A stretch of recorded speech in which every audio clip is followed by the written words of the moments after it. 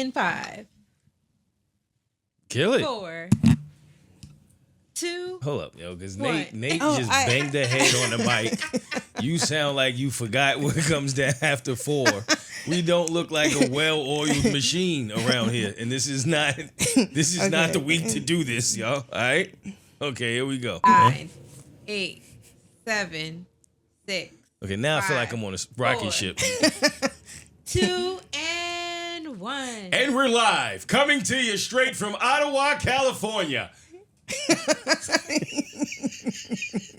I can't, man. That was really good. No, it wasn't. It was. It was not.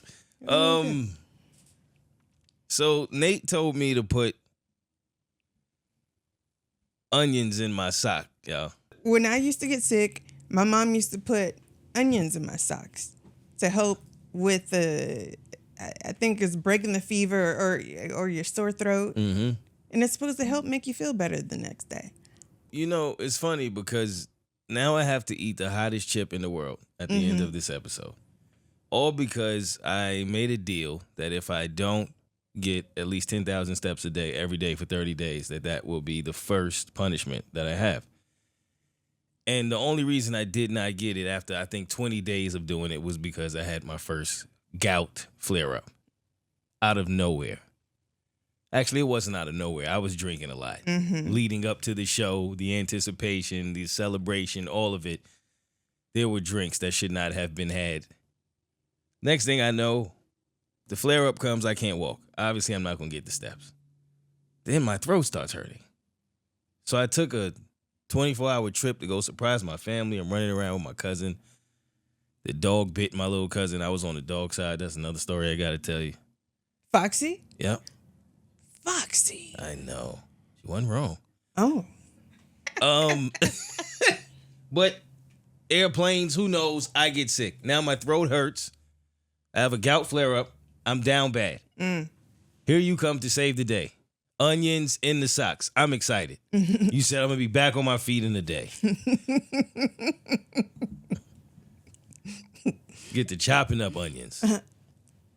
First of all, it was the worst sleep I've ever got in my life. Yo, I never realized how fast the room would smell like onions. Now I'm crying, right? It's tears in my eyes. No matter how cool I make the room, I don't feel cool. I feel like I smell. My feet are sweating. But in my mind, I'm like, well, at least it's working, right? So the crazy thing is, the flare-up happened the day before that. Okay. This day, the flare-up starts to feel better. So I'm like, okay, good. Because you never know with flare-up. Some of them are a day. Some of them will be 5 days. This one starts to go away. So I'm like, bet. It was one of those one-day flare-ups. I'm back. I'm on my feet. I wake up in the middle of the night. The gout has got worse. Oh, no. That's terrible. Nate, the onions brought the gout back. Oh, really? The gout was leaving. Gout smelled the onion and said, oh, I'll stay another day. So now I wake up in the morning. I don't know what happened. There's onions on my calves. Now the onions, a couple onions have escaped. Yo, the room, I had to throw the whole bedroom out. I had to throw it all out. In the middle of the night when I woke up, I went to the bathroom and forgot. So I'm crunching all the way to the bathroom. I'm crunch.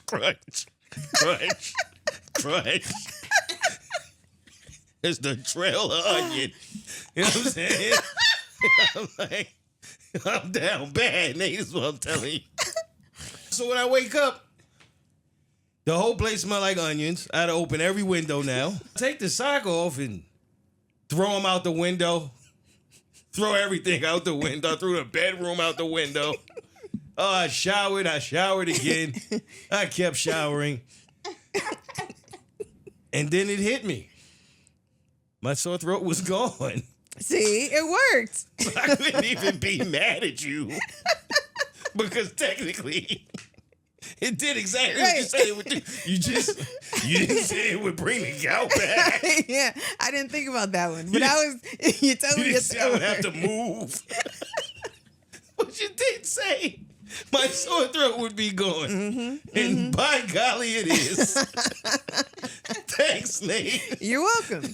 Welcome to In the Moment. All right, mic check.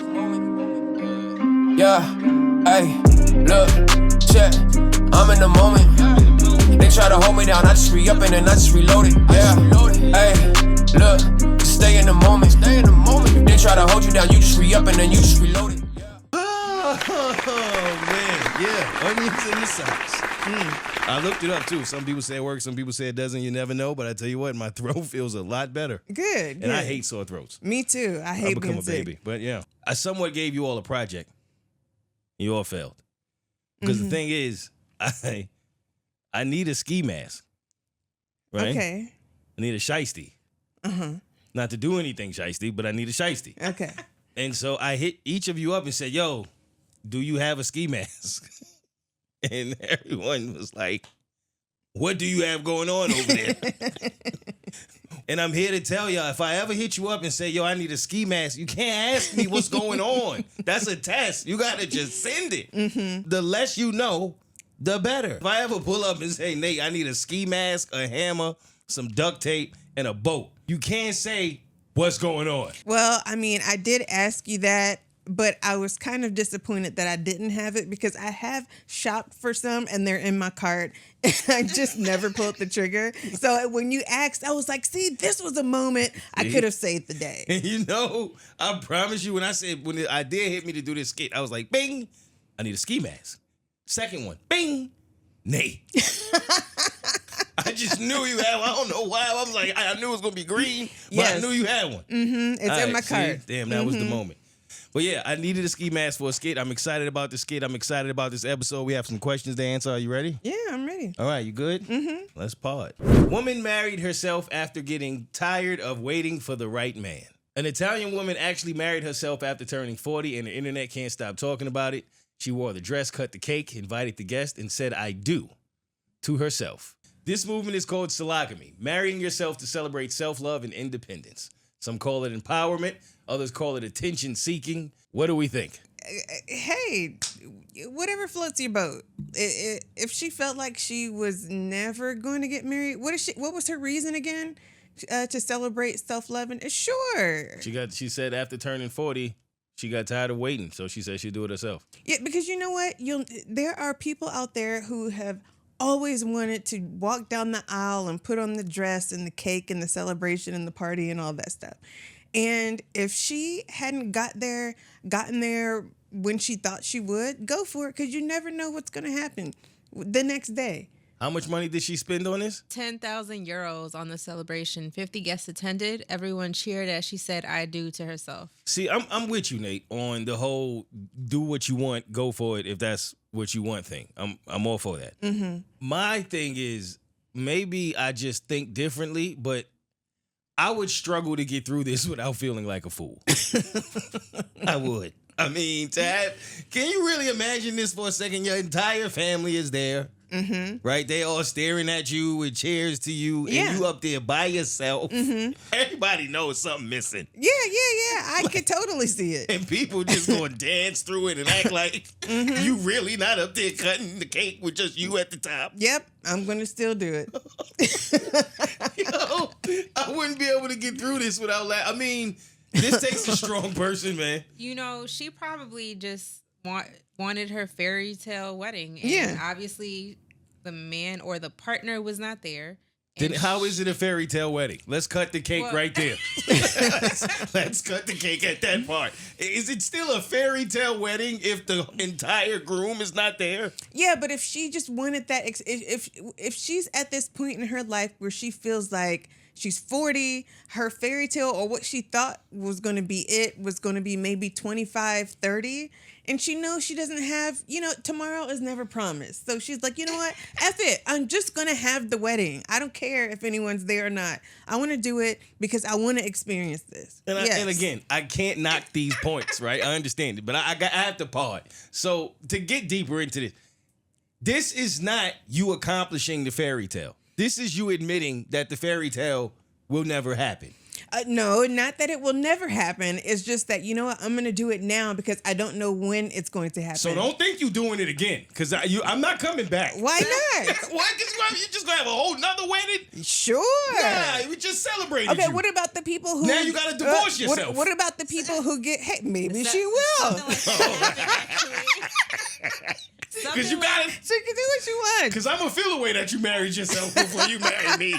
Like, you stuck up. I would only feel a way if you married yourself and then got married again before you divorced yourself. You have to divorce yourself if you get married. You do have to divorce yourself. Yeah, that I feel looks like crazy, though. When I meet you and I finally found my person and she tells me, yo, I got to divorce me before I can marry you. I'm going to look at that away.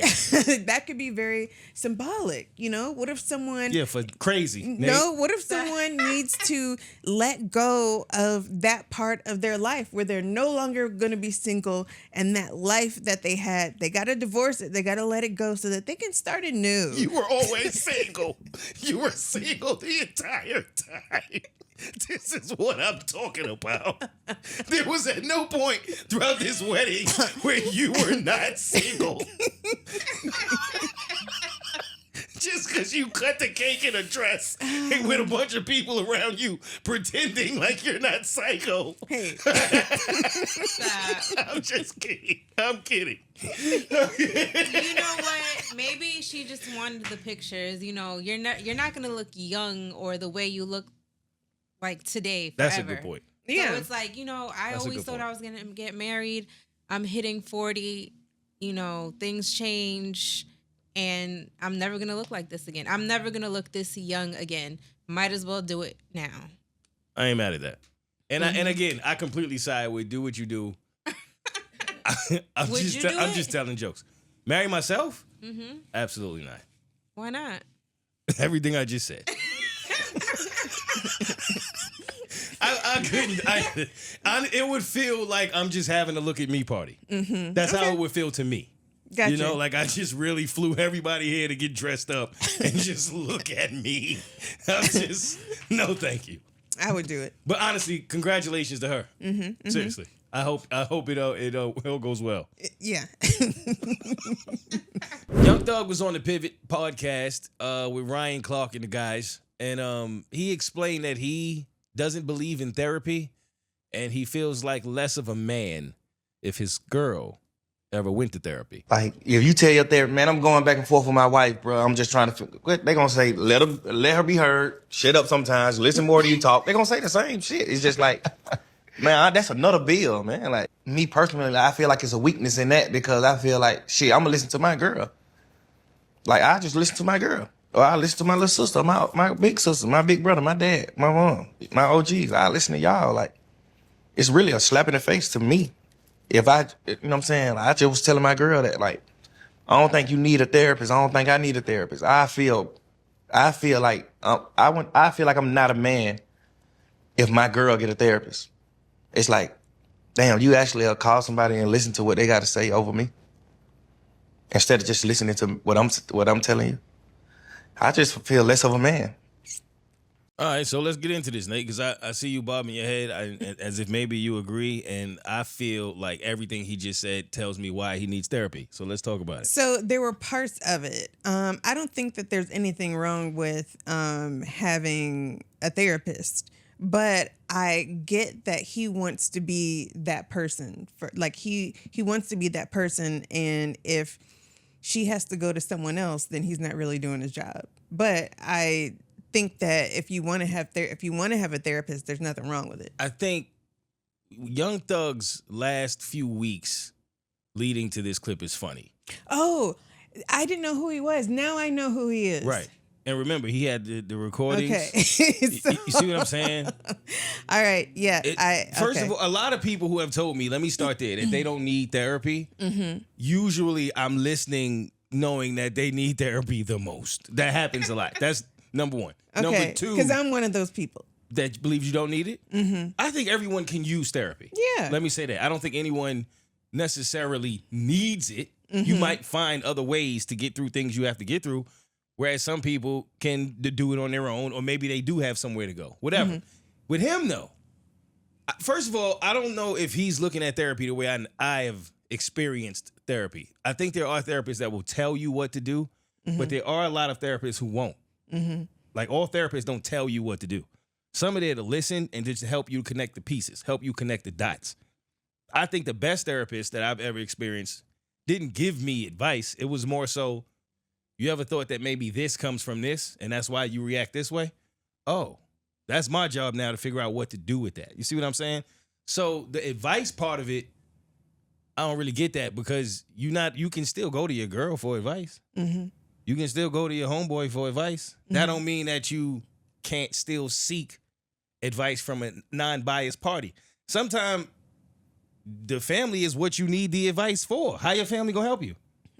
Sometimes your girl is the person you need the advice for. How's she gonna help you? In those moments, what you do? You still go to each other? Yeah. That feel toxic to me. And what he think all this venting he's doing? All this venting. He on the podcast venting. He was in jail venting. He on the telephone venting. He in therapy. he just got a bunch of different therapists. But right. You sitting on the couch right now venting to these men that really don't know you, but they're trying to help you connect the pieces. You in therapy. Right, exactly. you in there right now. So it feels like a contradiction to me. But I do kind of understand what y'all are both saying. No, once I realized who I don't know who everyone. I'm not, hip to the hop and all that stuff. So. That proves it. That complete. If you were trying to prove it, you just got it off. I'm not hip to the hop. It's hip is crazy. A hip. All right. No, but no, it's not necessarily about him. It's just feeling like less of a man if your lady wants to go to therapy. I feel like that's a wild statement because most of our women, if they don't go to therapy, they go to their homegirls. They go to their family. Everybody has someone that they can vent to. And there's nothing wrong with that, right? So to turn that into, well, if my girl got to seek advice from anybody that's not me, I'm not doing my job. Huh? Right. That don't come off realistic to me. It sounds good. Well, I think more so just like paying a therapist, but he did mention like his family. He did mention other people that he could talk to. Yeah, that might be some of the problem, Nate, with some of the decisions. Never mind. What's next? So Neo had to put his paws on somebody this week. Random guy jumped on the stage and started dancing while Neo was in the middle of his routine. Now, I love the way Neo didn't break routine though, right? He just mushed him and got right back to it. Over you. Did you see after he mushed him the way that he danced? Look at him. He was up there with love. That's what I was confused. Did you see him? Yeah, like when he mushed him, he just kind of did his little. He didn't want no beef. My man looked like he was high on his mind. This was his moment to be 1 in a million with his favorite R&B singer, and he got up there and got it off, right? And then Neo gave him the mush, and he was cool with that. Away. He was like, "All right, see you later." He danced right into security's arms. He came up there with love, Neo. Fam went up there and did a whole 3-step. Right. Before security even got to him. He got way too much off. Neo had to be security and singer in this moment. Yeah, he definitely got to fire security. But my man definitely went up there with nothing but love. Maybe this decision was a mistake. Muni Long is singing Mariah Carey's song, We Belong Together. She's covering it on stage. And Mariah is off the stage looking at her like she's never been more disgusted in her life. She is looking at her with the same exact face I had when I woke up and realized what my bedroom smelled like when I had them onions in my sock. That's the same exact face I made. Why is she looking at her? Does Mariah know that there are cameras there? We can see you looking at this poor woman like this, Mariah. She is trying her best to cover her idol song. Can you imagine? And you just look down and she's looking at you like she's so disgusted. There's a lot of things that I would do, but I would not do that. Nate actually sent me this, and I thought this was hilarious. So, for the audio audience, this is Ja Rule Put It On Me, featuring Vita and Lil Mo. In the video, they're in a prison. And I've seen this video a million times. I don't remember how young I was when this video came out. But I definitely did not catch this. All these years later, I never knew that the man in the Ja Rule Put It On Me video was stroking his chicken. I never knew that. Did you know Why this? have we not seen this? I've seen this video a million times. I never knew my man was getting busy like that. They made that way too realistic. And I thought like the reason why we didn't see it was because it was like sped up. It was there. But when I saw the clip, the one that I sent you, I thought that they slowed it down. But no, it's the same speed. And why did we not see this? Josh signed off on this. Like, who's responsible for this? Who said that's the scene we were looking for? He's going to work with homies sitting right next to him. I think that's what it's like. And I never actually made it to myself. So I know. I don't know. We got to get you in there. Yeah, I thought I was going to be in there. So how do we feel about the Bert show ending? I don't really feel a way. I feel like it was a journey that I'll always remember. The connections I made with the listeners will never retire. I think everything comes to an end, at some point. Unfortunately, that's just how it goes. And for him, I guess this was the end of the road, and for me, it was as well. And that's really it. I'm looking forward to what's next. I'm not exactly sure what else I can say at the moment, so I'll leave it there. Okay. I don't have many thoughts about it because I wasn't a listener.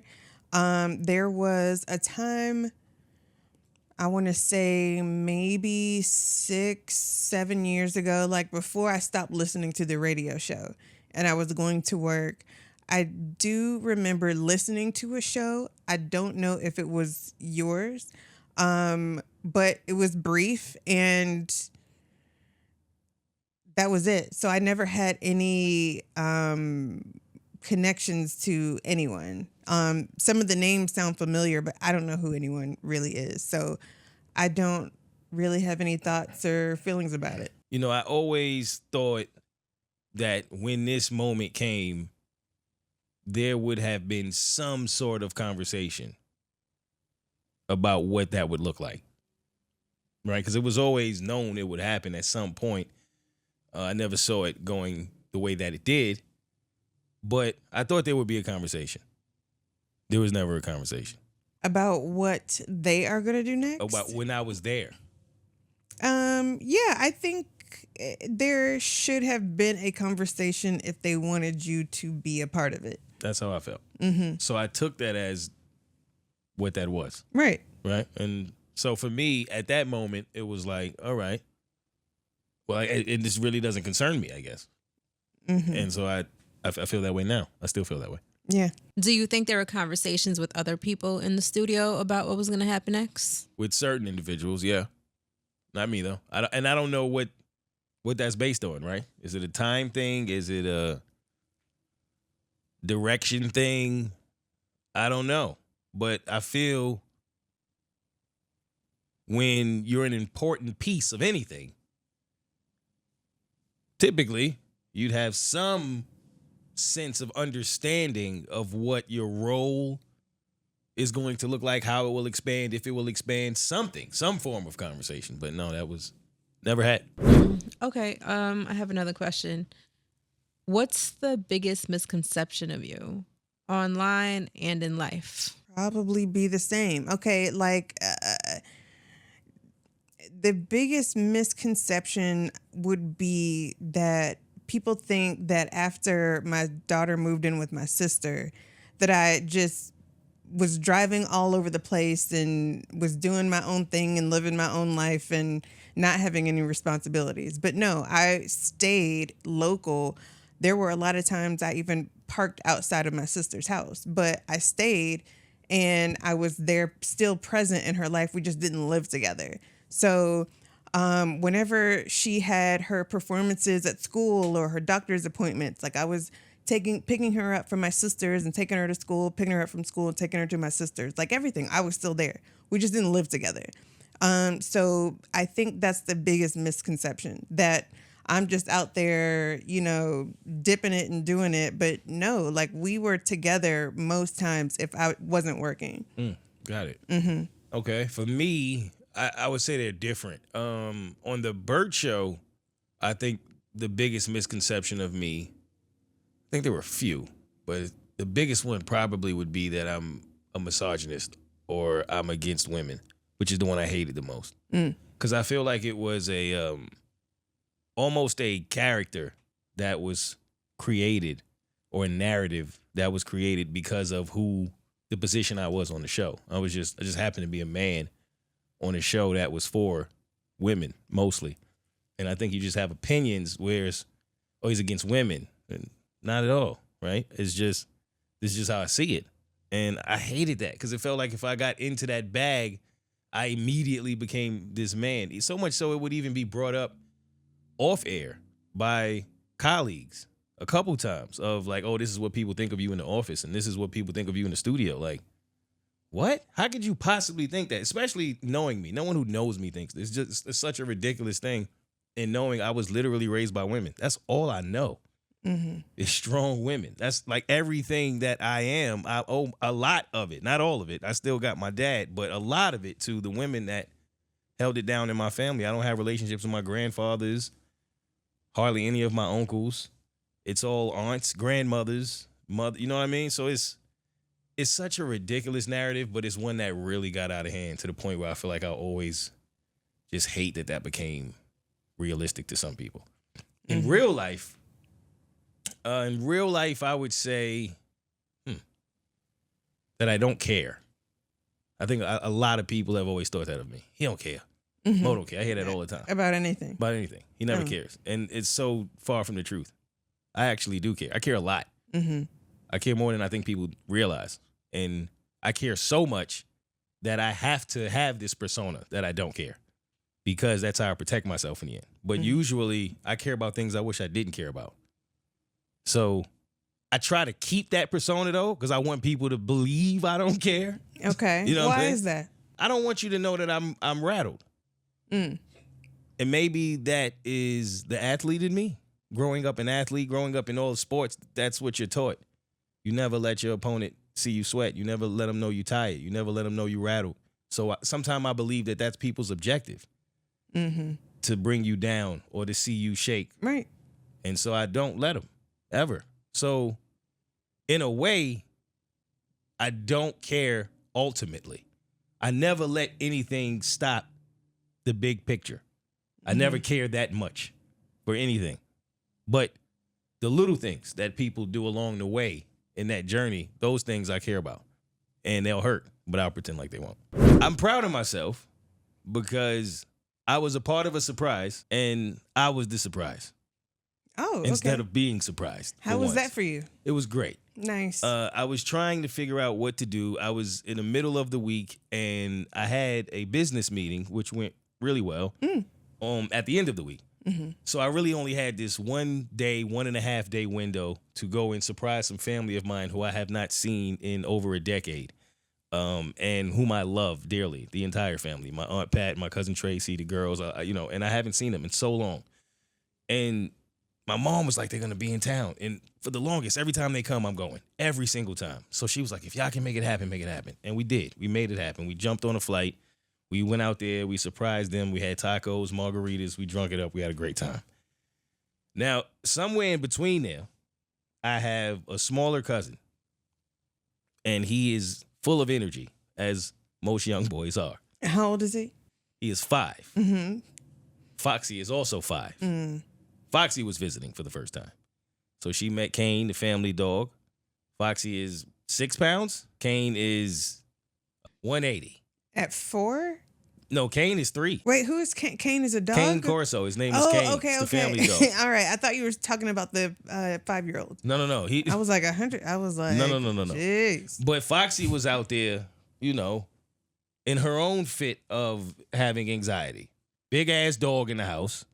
Soon as she walked in and she saw this big ass cage for this Kane Corso, she looked at me like, what kind of beast lives here? And why am I here? Right? But they met. Kane was sweet. Foxy was scared. Did they start fussing? No, a little bit. There was a couple times when Foxy would bark because, somebody coming in and out the room and she'd roof roof, and then Kane would be like, roof, like don't bark in my house, and she would kind of look like, oh shit. So my little cousin is 5, and full of energy. He's bouncing off the walls the entire time, and I'm not always around 5-year-olds to know, but I saw it, and he don't bother me. He give me love. We do our little play fight, and he going about his way, but he fell in love with Foxy. In which I had no idea how much when you go outside with a toy poodle, they're celebrities. I mean, people come up, oh my God, can I talk to her? Can I hug her? Can I pet her? Whatever the case, like literally everywhere you go, airport, everywhere. He was the same. He's mesmerized by Foxy. He's in love. Foxy is not. He's picking her up. He doesn't know how to hold her. Right? He's not holding her gently. So now it's to the point where every time he see Foxy, he's running after her. And she's running, trying to get away. She sees me, she's running. Pick me up. She's running, she's trying. So it went on and on and on. For a while, it was like watching an episode of Tom and Jerry, right? And I saw it coming, Nate. Said at some point, Foxy's going to have had enough. When we were about to leave, and she went to get in her bag, and that's her safe space. And when she went to get in the bag, he tried to take her out of the bag. She was already ready to go at that point. Now, I didn't witness it. All I heard was, Foxy, ooh, Foxy, Foxy. I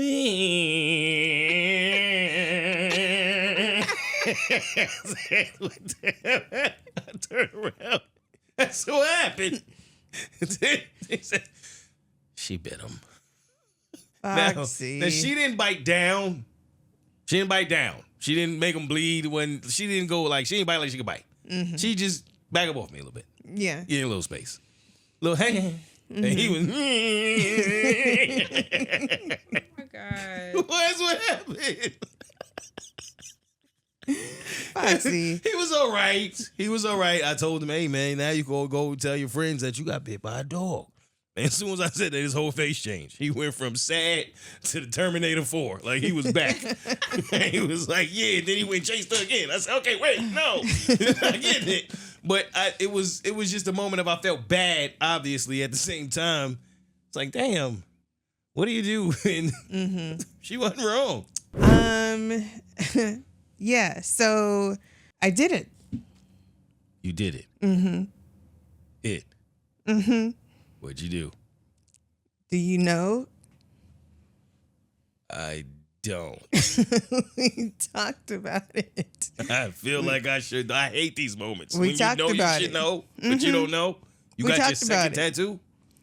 No, that wasn't it.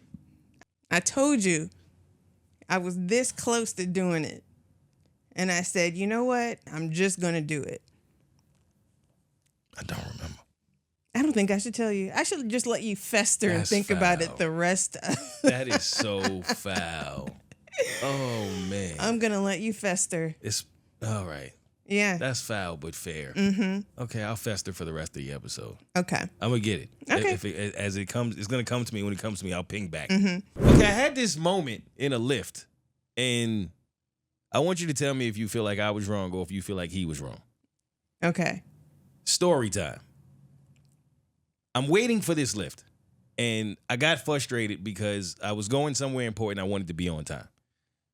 He made this wrong turn, and there's a turn by where I live where if you miss this turn, your route goes from 2 minutes away to 11 minutes away every time, and he missed it. So sometime when that happens, they'll send a note and say, made the wrong turn, my bad, whatever. He tried to act like none of this happened. So now we moving. We booking to get to him once he finally gets there. At the point that I get in the car, I said, I'm waiting for my lady up here. She's about 20 feet. He could have easily just pulled up a little bit and went to her as opposed to her coming to him. He did not. So I'm like, okay, now you done made the wrong turn, you late, and you making her walk. She's still maybe 10 feet from the car at this point. He goes, hey, get the door for your lady, man. Fam. I said, that's what I'm paying you to do. Right? Okay. I'm paying for additional service. And this tip that you're going to get, It's for the service. And I've noticed how sometimes you pay for the additional service, you don't always get it. Okay. With Uber, it's up and down. Sometimes they'll get out there, they'll open the door for you. They'll put your bags in the trunk. Sometimes they won't. He decided he wasn't going to do it. He on his phone. He didn't care that she was walking. Then tells me to get the door. I would have got the door. I didn't get the chance to get the door. But technically, that's what I'm paying you to do. Right. And he laughed, which is how I knew he knew I had a point. He was like, I just want you to be a gentleman. I'm like, I've been a gentleman my whole life. I want you to have better customer service. Mm-hmm. And then she got in the car and had to look like, okay, what's going on in here? But yeah, you had to tell me to be a gentleman. Mm-hmm. First, like, you late. You didn't drive up with the car. You didn't open the door. You didn't even say hello. Right. Oh, yeah, I wouldn't do 5 stars for that. Yeah, nah, right? Mm-mm. He was wrong. Right. All right. Thank you, Nate. Nate done picked a side, and it was mine. All right, y'all. If you're looking for something to watch, Black Rabbit on Netflix is absolutely fire. What's it about? 2 brothers who are in the restaurant business, and one of the brothers owes some money to some tough people, and they're going to kill him if he don't get this money. And so the other brother is just all in it with him. And every time it seems like they're about to fall out and go their own way, they end up back together and they just fight for each other to the end. That's what I can pretty much say without giving so much away. But it's a limited series. I want to say it's 6 episodes. It's a slow start, but if you stick with it, it is amazing. All right. Through the end. Okay. Black Rabbit, Netflix, Jason Bateman. Incredible. And before we leave the watch segment, did you see Jimmy Kimmel's return? I saw bits of it. I thought it was really, really good. Mm-hmm. I thought he did a great job. Good. I didn't watch the entire thing. I certainly watched the entire monologue. I love how people who may not even usually watch the show seem to come, even to support him or just to see how he was going to do in the moment. But I thought he did a really good job. He seemed genuine. He seemed authentic in his apology. I thought he was a little more apologetic than he had to be.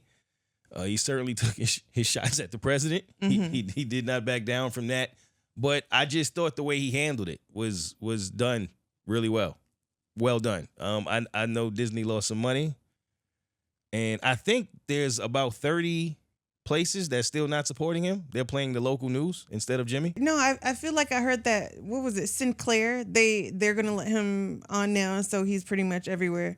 Okay. But I don't know, maybe true. there's something else that I didn't read. I also love how all of his peers came out to support him. Mm-hmm. They all seemed to be there for him. They called him. They lifted him up. And every time he almost broke down, it just seemed sincere to me. All right, so let me take a moment to show some love to Assata Shakur. Rest in peace. For those of you who might not be familiar with who she is a former Black Panther, Black Liberation Army member. She's an activist. And she was all about Black liberation. Her story is wild because I think it was the Central Intelligence Program that railroaded her. And she was accused of kidnapping, murder, and robbery. And she was acquitted on all 3.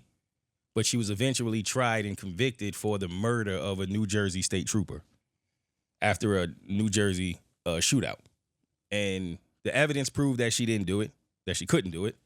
She was literally paralyzed with the arm that they said she used to use the weapon. And so they locked her away. She was the first woman to ever be locked in a male prison. Clinton Corrections, I believe it was called. And she was tortured and treated horribly. And eventually, some men came and helped her escape from prison. She was granted diplomatic immunity, and they took her to Cuba. And that's where they have protected her ever since. Mm-hmm. And she was put on the FBI most wanted list. And they have been trying to get her back here to lock her up ever since. In 1994, she was liberated by the Black Liberation Army. Even up until recently, they were picking up steam, trying to arrest her. And she lived free all those years because they protected her out in Cuba. And she died free. So did they know where she was, or I know in Cuba, but did they have her exact location? I don't know if they had her exact location. I just know that they knew she was in Cuba. But okay. She was protected. They held her down. And so they say that she passed away from what seems to be natural causes, and we have no reason to believe otherwise because they were protecting her all of this time. Mm-hmm. But for, a lot of people, she stands for power and he's a heroic figure to a lot of people in the black community. Oh, and Tupac called her auntie. That's pretty cool too. Okay, yeah. Yeah, for sure. I know you're not hibbity hop, but I mean, I know who Tupac is. Okay, was that his real aunt or his? No, his godmother. Okay. His godmother. One of my favorite quotes of hers is, "It is our duty to fight for our freedom. It is our duty to win. We must love each other and support each other. We have nothing to lose but our chains. Rest in peace." Let's play word challenge. So Mo and Nate, you need to come up with a letter. And Mo's letter, you'll start off the word with. Nate's letter, you'll end it with a 5-letter word. Got it? Yep. Okay, ready? 3, 2, 1. R. L. Liver. Wow. That was impressive. Good. Huh. Okay. I see what it's going to be. 3, 2, 1. D. N. Drain. Yeah. Good. 5 is like, all right. 3, 2, 1. C. R.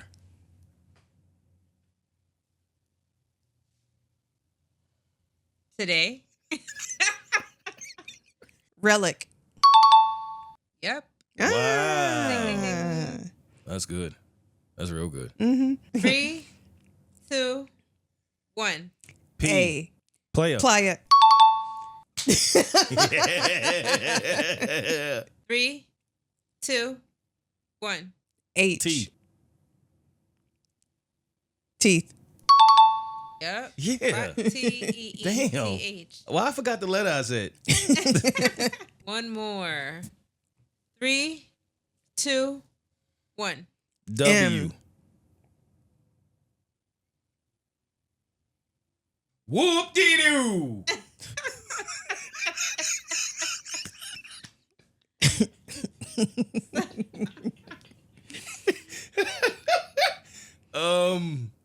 I got nothing. Nothing. Whelm. Okay.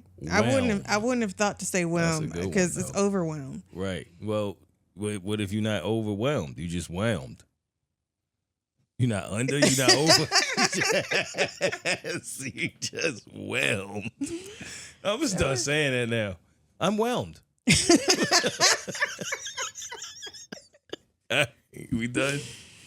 So, that's it for this week's episode. Oh, really? However, the fun for you and I does not have to stop here, Nate. Okay. Because fortunately for your and the viewers' pleasure, I have to now eat the hottest chip on the planet. If you've been listening to me for some years, you know that I like spicy stuff. It doesn't bother me. Mm-hmm. They've tried to give me spicy everything. You name it, I've had it. I ate the spiciest wings that they said ever existed on the planet Earth at Blue Moon once. They were so spicy, they don't sell them. Mm-hmm.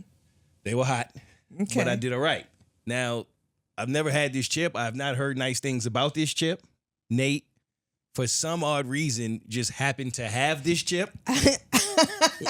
When I thought of it as a punishment, like, why? She ain't have the shiesty, I but told she you. had the hot chip. I was like, of all the things, that's crazy that's the one thing I don't have. But I had the hot chip. Now, why did you have this just lying around?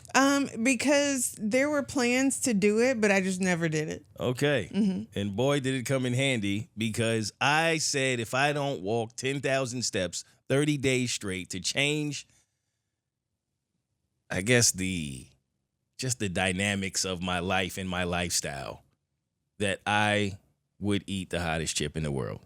And I had no desire to fail. I was 20-something days in, I think. I don't know what. I was crushing, though. I know that. I think I was beyond 3 weeks. And I hadn't gotten under 10,000 one day. And we traveled. Then Gout. And then now here we are. Mm-hmm. Now, I think I should be given a pass because it's out of my control. Mm-hmm. But there are no passes in life, Nate. You just be accountable. Mm-hmm. So today, I eat the chip. And because we have to record a bonus episode after this, I have to eat the chip during that episode because I feel like I should be finished talking before I actually eat this chip. So if you are a patronizer, stay tuned. It's about to go down. It's about to get spicy. And if not, I still love you. Next week, bitches. I pull up to that stoplight, don't know shit about no stops. I just pull up, then I sit up in that thing and right. Daily get my mind right, I just be so high. Yeah, zoning only money on my mind.